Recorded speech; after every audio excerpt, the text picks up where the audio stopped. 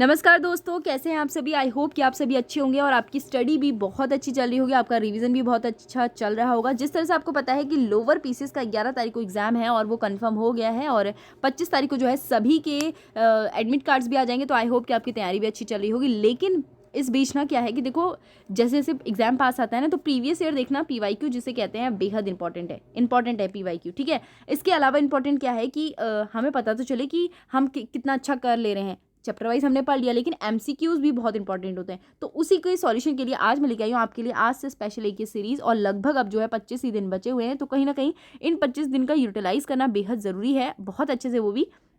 तो देखो, ये जो बुक है ना, ये वाली बुक मार्केट में आप इसको देखोगे ना, लगभग मैंने तो देखा इसका प्राइस 600 से ऊपर है और 900 समथिंग कुछ में। ठीक है, कहीं कहीं 600 की मिल रही है। अब 600 वाली कौन सी मिल रही है मुझे भी नहीं पता।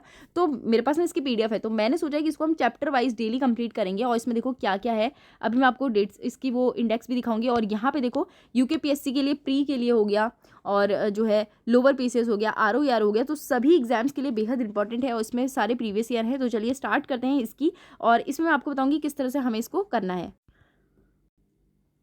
तो यही है वो पीडीएफ। और मैंने आपको बोला था कि इसमें इंडेक्स है। देखो, ये सारा इंडेक्स इसमें क्या क्या इसमें दिया गया है, और इसमें वेटेज भी दिखाया गया है कि किस तरह से इसका वेटेज है और कौन सा सब्जेक्ट ज़्यादा आ रहा है और कौन सा कम।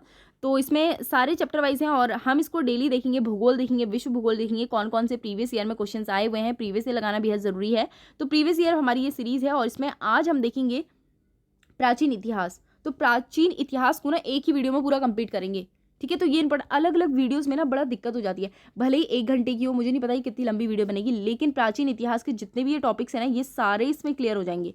ठीक है, तो ये बुक से ना काफ़ी इंपॉर्टेंट है आपको। जैसे मैंने आपको बोला कि ये बुक काफ़ी इंपॉर्टेंट है, तो वही है। तो आपको अच्छा लगे तो बताना किस तरह से ये सीरीज़ मैंने स्टार्ट की है, सही है या नहीं। और लगभग 25 दिन बचे हैं, तो काफ़ी अच्छा यूटिलाइज हो जाएगा और उससे पहले ही ये सीरीज़ कंप्लीट हो जाएगी। कोशिश करेंगे कि 3 दिन में या फिर 2 दिन में एक दिन इसको लेके आते हैं। और प्राचीन इतिहास हमारे से एमसीक्यूज कर लेंगे कल। उसके बाद आज हमारी ये वाली वीडियो आ जाएगी। उसके बाद प्राचीन इतिहास के पूरे एक वीडियो में करेंगे। उसके बाद आधुनिक इतिहास के करेंगे। आई थिंक आधुनिक इतिहास जो है वो 2 से 3 वीडियो में बनेगा, क्योंकि इसमें काफ़ी सारे प्रश्न आते हैं और आधुनिक जो इतिहास है इसका वेटेज काफ़ी अच्छा है यूकेपीएससी के मामले में। और उत्तराखंड की सांस्कृतिक, उत्तराखंड की बात की जाए तो उत्तराखंड कोशिश करेंगे कि एक वीडियो में कंप्लीट हो जाए प्रीवियस ईयर, और नहीं होगा तो 2 वीडियो में लगभग इसको करने की कोशिश करेंगे। काफ़ी इन डेप्थ में होता है। और विश्व भूगोल की बात करूँ तो काफ़ी प्रश्न इसके जुड़े आते हैं, तो इसको भी 2 वीडियो में हम कंप्लीट करेंगे। और फिर होगा भारत का जो भूगोल है। भारत का भूगोल काफ़ी नॉर्मल आता है, इतना डीपली नहीं आता और इतना कम, इसके थोड़े कम प्रश्न आते हैं, तो इसको एक वीडियो में कंप्लीट करने की कोशिश करेंगे। उसके बाद आएगा उत्तराखंड का भूगोल, तो उत्तराखंड का भूगोल भी हमारा एक वीडियो में कंप्लीट हो जाएगा।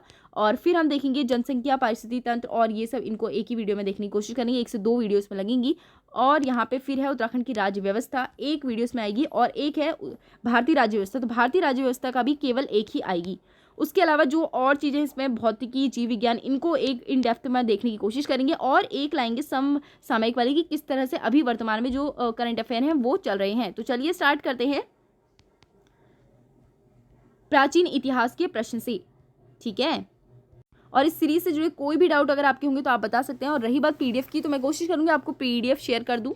ठीक है, तो आपको उसी में मिलेगी, हल्द्वानी स्टडी में आप यूट्यूब में डालेंगे तो आपको मिल जाएगी। यूट्यूब में डिस्क्रिप्शन में इसका लिंक मिलेगा, और या फिर टेलीग्राम में। ठीक है, चलिए स्टार्ट करते हैं इतिहास, प्राचीन इतिहास से। और पहला प्रश्न है इसमें, भारत में मानव जो है सर्वप्रथम साक्ष्य कहाँ मिलता है। तो कहाँ मिलता है भारत में मानव का सर्वप्रथम साक्ष्य मिला था नर्मदा घाटी में। आगे है, और ये जो इनके डिटेल में दिए हैं ना, जो इंपॉर्टेंट प्रश्न होगा उन्हीं को पढ़ेंगे। ठीक है, क्योंकि फिर बहुत बड़ी वीडियो हो जाएगी। मानव द्वारा प्रयोग में लाई गई पहली धातु कौन सी थी। तो मानव द्वारा प्रयोग में लाई गई पहली धातु कौन सी थी, तांबा। आगे देखेंगे, ये आगे प्रश्न है हमारा इसमें कि भूगर्भीय समय स्केल के किस युग में मानव की उत्पत्ति हुई है। तो मानव की उत्पत्ति कब हुई है, सोनीयोजिक में। तो किस में हुई है, सोनीजोइक में। सोनीजोइक, ध्यान में रखिएगा, सोनीजोइक में हुई है। इसके अलावा यहाँ पे भीमबेटका प्रसिद्ध है। तो भीमबेटका किस चीज़ के लिए प्रसिद्ध है, प्राग ऐतिहासिक काल की जो है चित्रकला के लिए। किसके लिए, प्राग ऐतिहासिक काल की चित्रकला के लिए प्रसिद्ध है भीमबेटका। ठीक है, आगे देखेंगे, निम्नलिखित में से किस जाति की गणना हिमालय की प्राग ऐतिहासिक जनजातियों में नहीं की जाती है। तो देखो, किस किस की गंधर्व की जाती है, किन्नर भी की जाती है, यक्ष भी की जाती है, लेकिन शक की नहीं की जाती है। आगे देखिए, निम्न में से कौन सा स्थल चित्रशिला जो है चित्रकला के लिए प्रसिद्ध है। चित्रशिला नहीं, चित्रकला। ठीक है, चित्रशिला किसको बोलते हैं, रानी बाग को। अभी मुझे पता नहीं क्यों वो याद आ रहा है, चलो देखते हैं आगे। पुराना नाम है रानी बाग का, ठीक है। चित्रशिला कई बार प्रश्न आ जाता है। तो निम्न में से कौन सा स्थल चित्रशिला जो चित्रकला के लिए प्रसिद्ध है, माफ कीजिएगा, तो वो है भीम बेटका, चित्रकला के लिए। आगे देखिए, निम्नलिखित में से किस स्थान पर मानव के साथ कुत्ते को दबाने का साक्ष्य मिला है, तो कहाँ से मिला है, बुर्ज होम से। आगे देखेंगे, आगे प्रश्न है, सिंधु घाटी सभ्यता मानी जाती है, सिंधु घाटी सभ्यता क्या मानी जाती है, अपने नगर के लिए, नियोजन के लिए, बिल्कुल सही। मोहनजोदड़ो हड़प्पा के लिए, अपने कृषि संबंधी कार्य के लिए और अपने उद्योगों के लिए, तो ये चारों सही हैं, तो होगा उपयुक्त सभी। आगे प्रश्न है, निम्नलिखित हड़प्पा कालीन में से कौन सा वर्तमान में पाकिस्तान में स्थित है, तो देखो मोहनजोदड़ो जो है ये पाकिस्तान में स्थित है। लोथल की बात की जाए तो लोथल कहाँ है, ये इंडिया में है। राखीगढ़ी हरियाणा में है, ठीक है, उत्तराखंड में, उत्तराखंड बोल रही हूँ, इंडिया में। ये भी धौलावीरा गुजरात में है, ठीक है। आगे देखेंगे, आगे सिंधु घाटी सभ्यता के लोगों का आराध्य थे, तो कौन थे, पशुपतिनाथ, इंद्र, वरुण, ब्रह्मा। देखो पशुपतिनाथ भी इन्हें कहा जाता है, उनकी भी आराध्या करते थे ये, तो इसका आंसर पशुपतिनाथ हो सकता है, ठीक है। आगे देखेंगे, निम्नलिखित में से किस हड़प्पा स्थल में मकने बनाने के अवशेष मिले हैं, तो कहाँ पे मिले हैं, वो मिले हैं चुन्हू दड़ों में। आगे देखेंगे, हड़प्पा सभ्यता के अंतर्गत किस उत्पादन की खेती नहीं होती थी, यहाँ पे बोला हुआ है, तो नहीं किसकी होती थी, गन्ने की नहीं होती थी। आगे देखेंगे, आगे है धौलावीरा हड़प्पा सभ्यता का दक्षिण केंद्र, जिसे हाल ही में यूनेस्को विश्व विरासत जो है साइट में टैग प्राप्त मिला है, वो जो है भारत के किस राज्य में है, तो कहाँ है, गुजरात में। धौलावीरा 2021 में से मिला था, ठीक है, उस टाइम का करंट अफेयर होगा ये, देखो आया भी उसी टाइम पे। आगे देखेंगे, आगे प्रश्न है हमारा, मार्टिलमर, व्हीलर और स्टूबिट पिंगट के अनुसार सिंधु सभ्यता की तिथि है, तो कितने, 2500 से, देखो 2500 से, इसमें 2500 नहीं, इसमें 2500, ये कर दिया, तो 2500 से 1500 तक है, तो ये वाला होगा बिल्कुल सही आंसर, बी वाला। आगे देखेंगे, विशाल स्नान गृह किस पुरातात्विक स्थल में मिले हैं, तो कहाँ मिले हैं, मोहनजोदड़ो में। आगे देखेंगे, लोथल कहाँ है, तो लोथल कहाँ है, गुजरात में, ठीक है। आगे देखेंगे, वैदिक सभ्यता से जुड़े प्रश्न आ गए हैं। पहला प्रश्न है, शाक्य दर्शन किसके द्वारा प्रतिपादित किया जाता है, शाक्य दर्शन है ना, किसके, कपिल के द्वारा। मैंने इसको ऐसे याद किया, शक हो जाता है ना लोगों को, तो शाक्य कपिल के द्वारा, ठीक है, ऐसे याद किया मैंने। तो देखो सबकी अपनी अपनी ट्रिक्स होती है याद करने की। किस वेद में सभा और समिति की प्रजातियों की 2 बेटियां हैं, तो किस में थी, वो थी अर्थवेद में, ये आया था आरो में 2023 में, ठीक है। आगे देखेंगे, आगे है शल्वसूत्र संबंधित है, तो जो है जो सूत्र है वो किससे संबंधित है, वो है अग्नि वेदिकाओं के माप और निर्माण से, कौन सा, शल्वसूत्र। आगे देखेंगे, आगे प्रश्न है, किस वेद में जो है चिकित्सा शास्त्र की चर्चा हुई है, चिकित्सा शास्त्र की चर्चा किसमें हुई है, वो हुई है अर्थवेद में। आगे देखेंगे, ऋग्वेद को निम्नलिखित में से कौन सा मंडल सोम को समर्पित है, तो ऋग्वेद का कौन सा मंडल सोम को समर्पित है, तो वो है हमारा नवा मंडल। आगे देखेंगे, निम्नलिखित में से कौन सा एक शब्द ऋग्वेद में उल्लेखित नहीं है, तो ऋग्वेद में कौन सा उल्लेखित नहीं है, देखो जन भी है, संग्राम भी है, ग्राम भी है, लेकिन जनपद जैसा कोई वर्ड उसमें नहीं है, ठीक है। ऋग्वेद में जो है बहुधा वर्णित यव है, तो यव क्या है, वो है जौ, यव किसे कहते हैं, जौ को बोलते हैं, ठीक है। वैदिक काल में बलि शब्द का अर्थ है, तो बलि शब्द का अर्थ क्या होता है, प्रजा द्वारा शासक को दी गई भेंट। आगे देखेंगे, जीविकोपार्जन हेतु हेतु वेद वेदांग पढ़ने वाले अध्यापक कहलाते हैं, तो क्या कहलाते हैं, उपाध्याय। वेद और वेदांग जो पढ़ते हैं उन्हें क्या कहा जाता है, उपाध्याय। कौन सा प्राचीन जो है सबसे प्राचीन वेद है, तो कौन सा है, ऋग्वेद। आगे प्रश्न है, 4 पुरुषार्थ का सही क्रम है, धर्म, कर्म, काम, मोक्ष। धर्म, अर्थ, काम, मोक्ष। धर्म, अर्थ, काम, मोक्ष कहाँ पे, ये वाला है।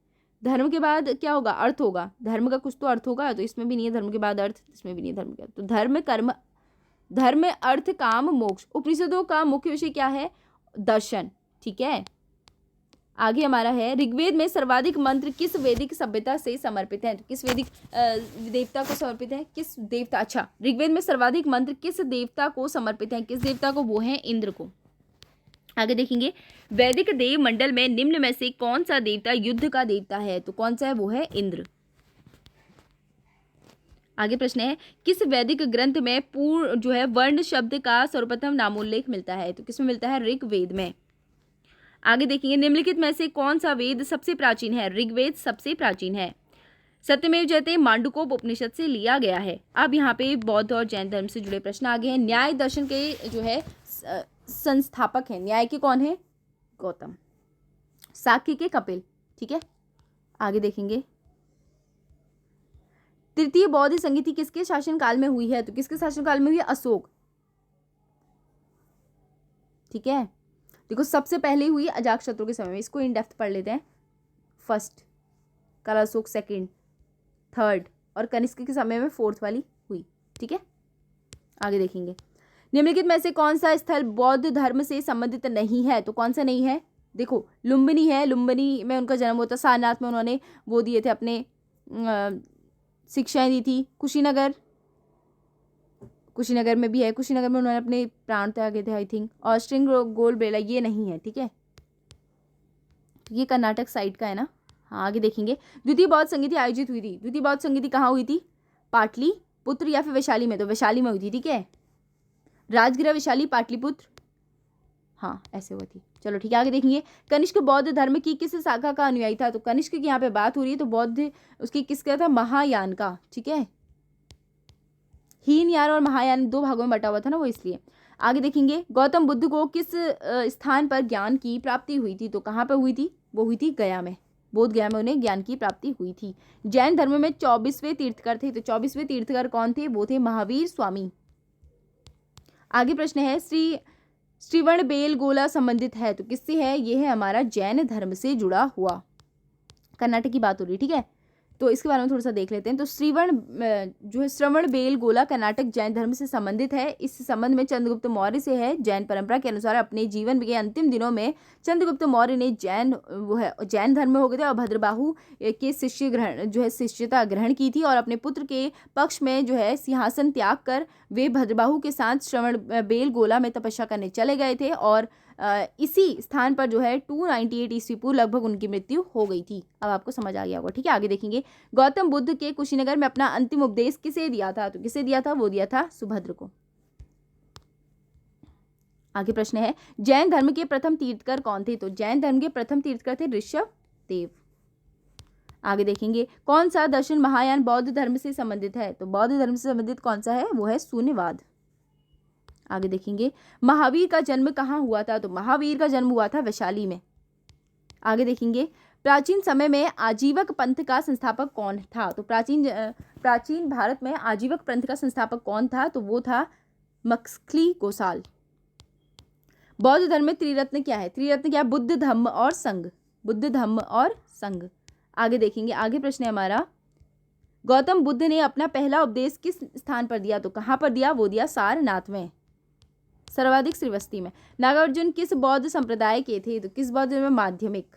नागार्जुन की बात हो रही है यहाँ पे। ठीक है, निम्नलिखित मंदिरों में से कौन सा 12 ज्योतिर्लिंगों में से सम्मिलित है? तो कौन सा है? वो है केदारनाथ। आगे प्रश्न है, योग का आविष्कार किया था किसने किया था? पतंजलि ने। हिंदू पौराणिक कथा के अनुसार समुद्र मंथन हेतु किस सर्प ने रस्सी के रूप में स्वयं को प्रस्तुत किया था? किसने किया था? वासुकी ने। श्रीमद् भागवत गीता मौलिक रूप से किस भाषा में लिखी गई है? तो किस भाषा में लिखी गई है? संस्कृत भाषा में। मीमांसा के प्रणेता थे, मीमांसा के प्रणेता जैमिनी, मीमांसा जैमिनी। चतुर्थ बौद्ध संगीति किसके राज्यकाल में हुई थी? कनिष्क के राज्यकाल में हुई थी। ठीक है, आगे देखेंगे, निम्न स्थानों में बौद्ध गुफा मंदिरों के लिए कौन सा प्रसिद्ध है? तो कौन सा है? अजंता। आगे देखेंगे, भगवत धर्म का ज्ञान सर्वप्रथम भगवत धर्म का ज्ञात सर्वप्रथम अभिलेखीय साक्ष्य है, तो कौन सा है? वो है बैसर का गरुड़ स्तंभ। अब इसमें से कूट बताना है हमें। ठीक है, तो चलो देखते हैं। पहला है हमारा, विश्व के सभी भागों में ईस्वी 6वीं शताब्दी तक महान धार्मिक उथल पुथल का काल था। बिल्कुल सही। वैदिक धर्म बहुत जटिल हो चुका था, तो बिल्कुल सही। ए और बी दोनों सही हैं। आगे प्रश्न है, निम्नलिखित में से किस स्थान पर प्रथम जैन परिषद का आयोजन हुआ था? तो कहाँ हुआ था? वो हुआ था पाटलिपुत्र में। आगे देखेंगे, महाभारत में कुड़िंद नरेश किस नाम से जाने जाते थे? कुड़िंद नरेश की यहाँ पे बात हो रही तो द्विज श्रेष्ठ, अगर कुड़िंद की बात होती केवल तो होता द्विज। आगे देखेंगे, किस राज्य में बौद्ध स्थल तांबो मठ अवस्थित है? तांबो मठ कहाँ पे अवस्थित है? वो है हिमाचल प्रदेश में। प्रसिद्ध बौद्ध विद्वान अश्वघोष किसके समकालीन था? किसके समकालीन था? कनिष्क के। आगे है, श्यालदवाद सिद्धांत है, तो श्यालदवाद सिद्धांत क्या है? जैन धर्म का। प्रथम शताब्दी ईसा के किस भारतीय बौद्ध भिक्षु को चीन भेजा गया था? किसे भेजा गया था? नागार्जुन को। प्रथम शताब्दी ईसा में भारतीय बौद्ध भिक्षुक नागार्जुन को भेजा गया था। ठीक है, आगे देखेंगे गौतम बुद्ध ने अपनी मृत्यु के उपरांत बौद्ध संघ के नेतृत्व के लिए किसे नामित किया था? तो किसे किया था? किसी को भी उन्होंने नामित नहीं किया था। अब यहाँ पे 16 जनपदों के बारे में देखेंगे। कौन से बौद्ध ग्रंथ में 16 महाजनपद का उल्लेख मिला है? तो किसमें है? अगंतर निकाय में। ठीक है, आगे देखेंगे निम्नलिखित में से कौन सा मगध राज्य का प्रथम राजधानी थी? तो कौन थी? वो थी राजगृह। आगे देखेंगे निम्नलिखित में से कौन सा युग में सम्मिलित नहीं है? तो कौन सा नहीं है? देखो पांचाल कंजौर क्षेत्र था। ठीक है, गांधार पेशावर क्षेत्र था। ठीक है, चेंदी बुंदेलखंड था। कुरुक्षेत्र ये नहीं था, हरियाणा वाला इलाका था कुरुक्षेत्र ना, हरियाणा। ठीक है, क्या था? हरियाणा वाला इलाका था ये वाला। ये तो ये वाला हो जाएगा गलत। आगे देखेंगे मगध में नंद वंश का संस्थापक कौन था? तो नंद वंश का संस्थापक कौन था? महापद्मानंद। आगे देखेंगे मौर्य एवं मौर्योत्तर काल। अर्थशास्त्र दिए गए तीर्थों की संख्या थे। अर्थशास्त्र में दिए गए तीर्थों की संख्या कितनी है? तो कितनी है? 18। आगे देखेंगे आगे हमारा है शिलालेखों का संबंध किस शासक से है? तो किससे है? अशोक से। इजी क्वेश्चन है। ठीक है, आगे देखेंगे मौर्य वंश का अंतिम शासक कौन था? तो मौर्य वंश का अंतिम शासक कौन था? बृहदत्त। आगे देखेंगे मौर्य प्रशासन में सीता से तात्पर्य है। तो सीता से तात्पर्य क्या है? वो है हमारा राज की भूमि का राजस्व से।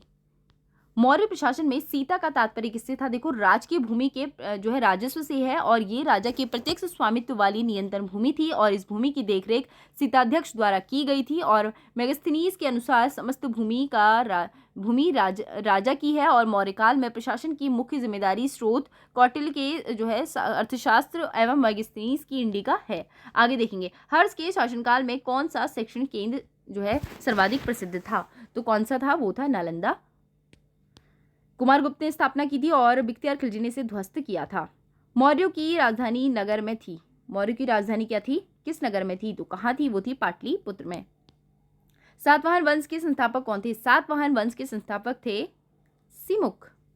ठीक है, आगे देखेंगे अर्घट्टी यंत्र। अर्घट्टी यंत्र का उपयोग किस प्रयोजन हेतु होता है? तो किसके लिए होता है? सिंचाई हेतु अर्घट्टी यंत्र का। ठीक है, अरघट्टी कुएं और पानी के ऊपर निकालने वाला एक उपकरण होता है। क्या होता है? अगरघट्टी कुएं और पानी से निकालने वाला एक उपकरण होता है। आगे देखेंगे अशोक के समकालीन मिस्र का शासक कौन था? तो मिस्र का शासक कौन था?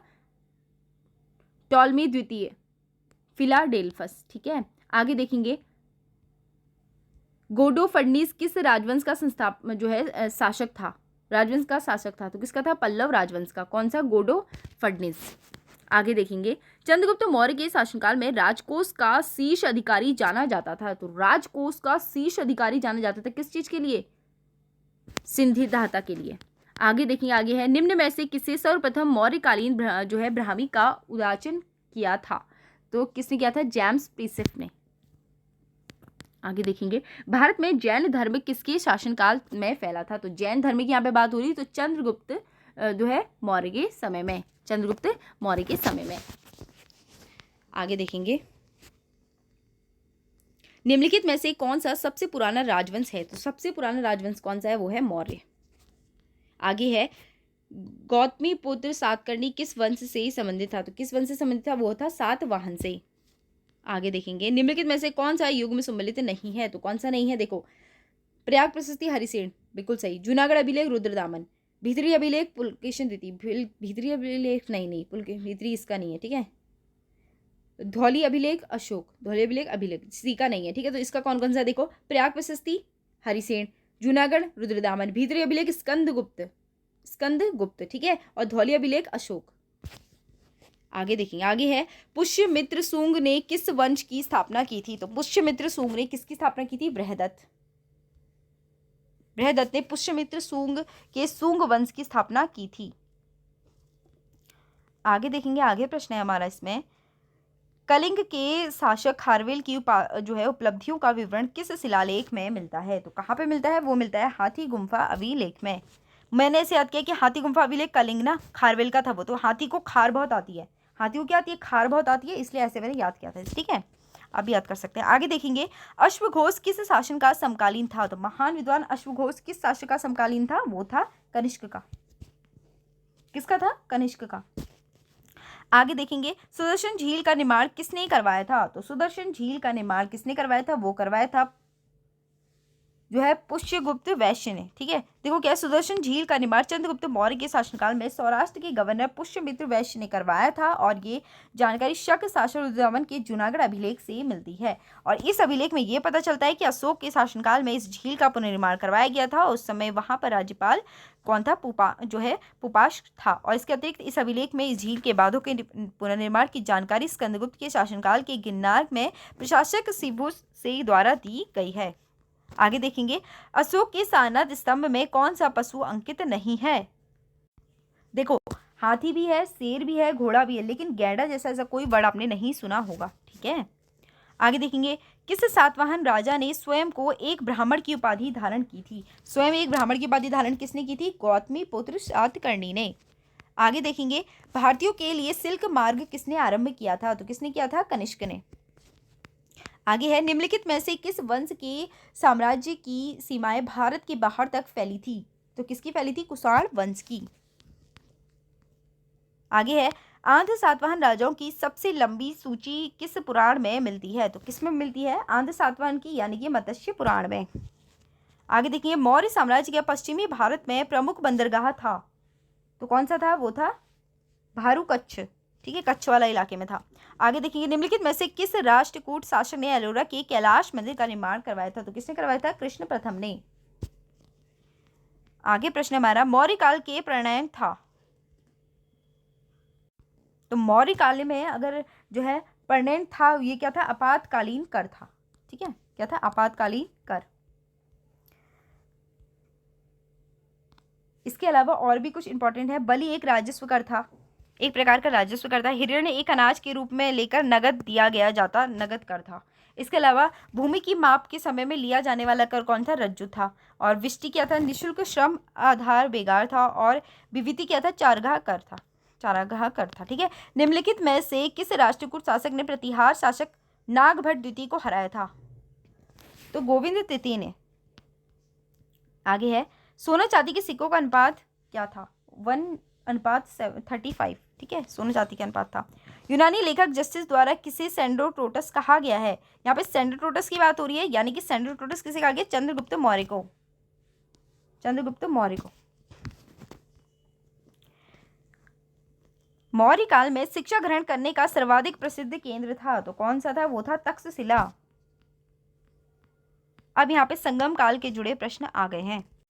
अब प्रश्न हमारा जो है उदयजीरण किस वंश से संबंधित था? तो किस वंश से संबंधित था? वो था चेर वंश से। आगे प्रश्न है संगम साहित्य किस भाषा में लिखा गया था? तो किस भाषा में लिखा गया था? तमिल साहित्य में। प्राचीन भारत में संगम क्या था? तो संगम क्या था? तमिल कविताओं के संघ या मंडल। ठीक है, आगे देखेंगे। आगे प्रश्न है गुप्त एवं गुप्त काल। तो कहा जाता है कि एलिफेंटा की प्रसिद्ध गुफा मंदिरों का संबंध था, किससे था? वो था राष्ट्रकूटों से।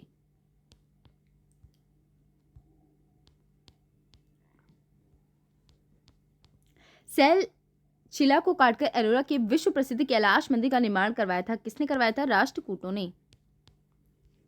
आगे प्रश्न है हमारा प्रसिद्ध शैलकृत कैलाश मंदिर स्थित है, कहाँ स्थित है? वो है एलोरा में। आगे देखेंगे मुद्रा राक्षस नामक जो है किसने लिखी है? तो किसने लिखी है? विशाखा दत्त ने। देखो मुद्रा राक्षस, राक्षस के क्या होते हैं? विशाल दांत होते हैं, तो मैंने ऐसे इसको याद किया ट्रिक के तहत। ठीक है, आप भी याद कर सकते हैं। आगे देखेंगे संपत्ति उत्तराधिकार के विषय में इन स्मृतिकारों में किस विधवा को पुत्र के अनंतर स्थान दिया? मनु। ठीक है, आगे देखेंगे निम्नलिखित में से किस शासक की उपाधि कविराज थी? तो कविराज किसे कहा जाता था? कविराज कहा जाता था समुद्रगुप्त को। किस राजवंश में दशमलव प्रणाली प्रचलित हुई थी? तो दशमलव प्रणाली किस राजवंश में शुरू हुई थी? गुप्त राजवंश में। ठीक है, अब देखो इसको गुप्त राजवंश में कैसे स्टार्ट कर सकते हो? देखो ये जो दशमलव है ना, ये गुप्त है, ये गुप्त चीज है इसके बाद वाली।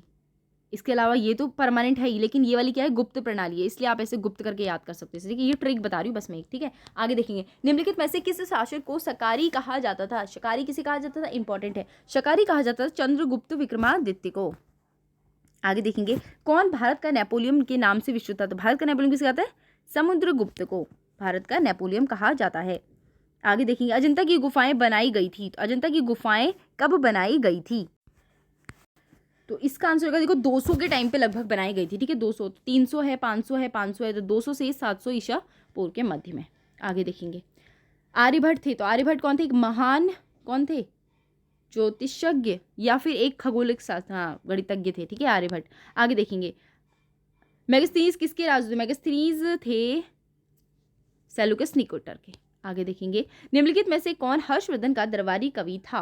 दरबारी कवि कौन था? मयूर, हर्षवर्धन मयूर। आगे देखिए, आंध्र प्रदेश के रूप में कौन जाना जाता है? सिमुख, गौतमी पुत्र सातकर्णी, और क्या दिया इसमें ऑप्शन में? कृष्णदेव राय। तो कृष्णदेव राय जाने जाते हैं। किसी कृष्णदेव राय को आंध्र प्रदेश के नाम से जाना जाता है, ध्यान में रखिएगा। आगे देखेंगे, निम्नलिखित में से कौन सा युग्म सम्मिलित है? तो कौन सा युग्म सम्मिलित है ये हमें बताना है। मुद्राक्षर कालिदास नहीं, विशाखा दत्त, ठीक है।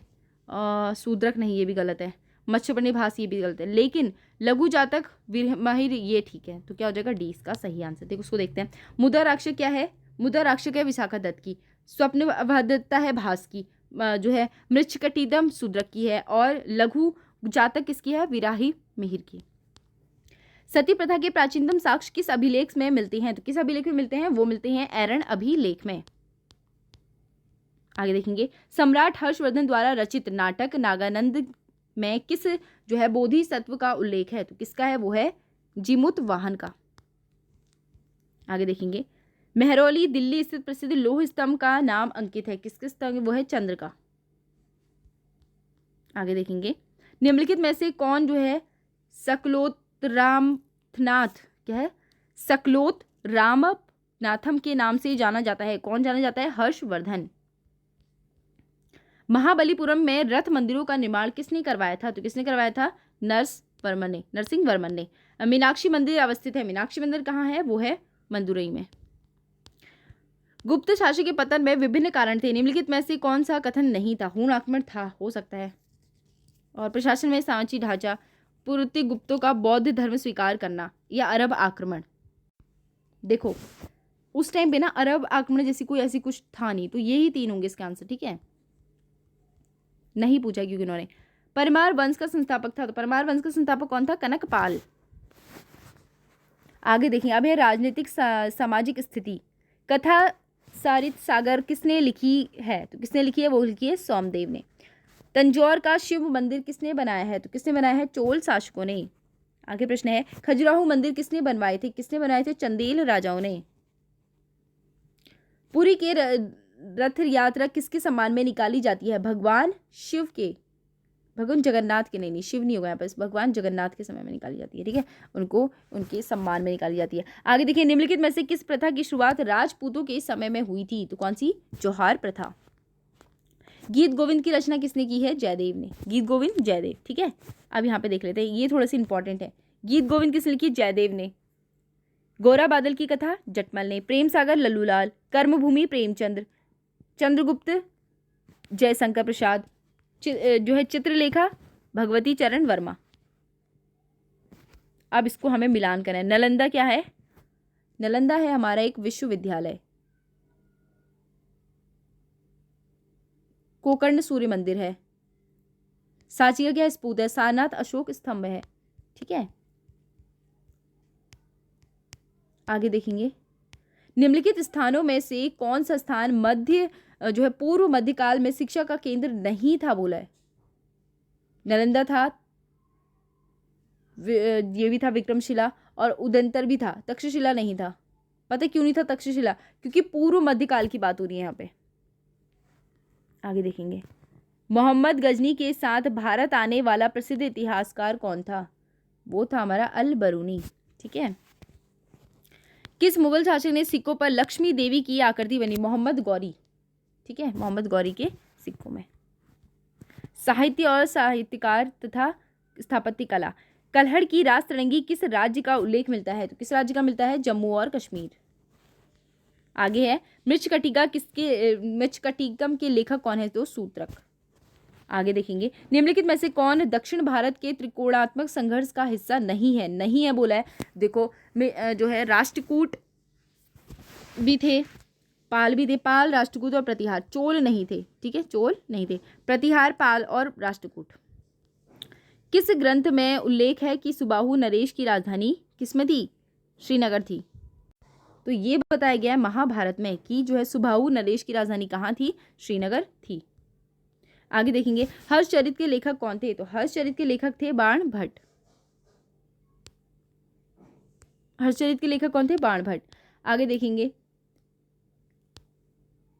मोहम्मद जो है जायसी, मलिक मोहम्मद, पद्मावत लिखी है, अखरवाट लिखी है, आखिरी कलाम लिखी है, कलहड़ लिखी है, राज तरंगी ने, हिंसांग सीयू की लिखी है, ठीक है। निम्नलिखित में से किस पल्लव शासन ने जो है मत्तविलास प्रहसन की रचना की? तो किसने की? वो की थी महेंद्र वर्मन प्रथम ने।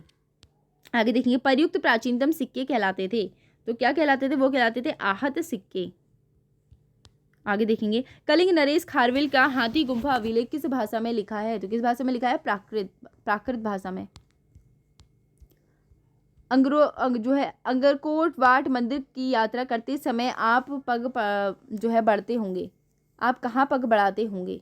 कहाँ बढ़ाते होंगे? कंबोडिया में, ठीक है। आगे देखेंगे पेरिप्लस ऑफ द एरिथ्रियन सी किस भाषा में लिखी गई है? तो कहाँ लिखी गई है? यूनानी में। इंडिका का मूल लेखक था। तो इंडिका का मूल लेखक कौन था? वो था मेगास्थनीज। आगे है इनमें से कौन सा युग्म सम्मिलित है? ये बताना है हमें कौन सा युग्म सम्मिलित है। तो देखो मिताक्षधारा जो है विज्ञानेश्वर है, ठीक है। आगे देखेंगे बौद्ध धर्म मिलिन पन्हु किस हिंद यवन शासन के प्रकाश डालता है? तो किसमें डालता है? मेनिएंडर पे। आगे देखेंगे आगे है वह धार्मिक पुस्तक जिसने कृषि फॉर्म का 8 विभिन्न अवस्थाओं का वर्णन मिलता है। तो मिलता है मिलिंद पन्हु में। आगे देखेंगे निम्नलिखित में से किस नाटक की रचना हर्षवर्धन द्वारा की गई थी? तो प्रियदर्शिका। गणित की पुस्तक लीलावती के लेखक कौन है? वो कौन है? भास्कराचार्य। आगे है ब्लैक पेगंडो कहा जाता है। ब्लैक पेगंडो किसे कहा जाता है? गोकर्ण को कहा जाता है। किस प्राचीन भारतीय पुस्तक का 15 भारतीय एवं 4 विदेशी भाषाओं में उल्लेख हुआ है? तो किसका हुआ है? यह है पंचतंत्र, ठीक है। आगे देखेंगे विविध देख लेते हैं अब। अधिकतर स्मृतियां पद्य में लिखी गई हैं, इनमें से कौन सी गद्य में लिखी गई है? तो देखो जो है ना विष्णु स्मृति, ये जो है गद्य में लिखी गई है, ठीक है। आगे देखेंगे निम्नलिखित में से किसको यात्रियों का राजकुमार कहा जाता है? हेन सांग को, ठीक है, चीनी यात्री था।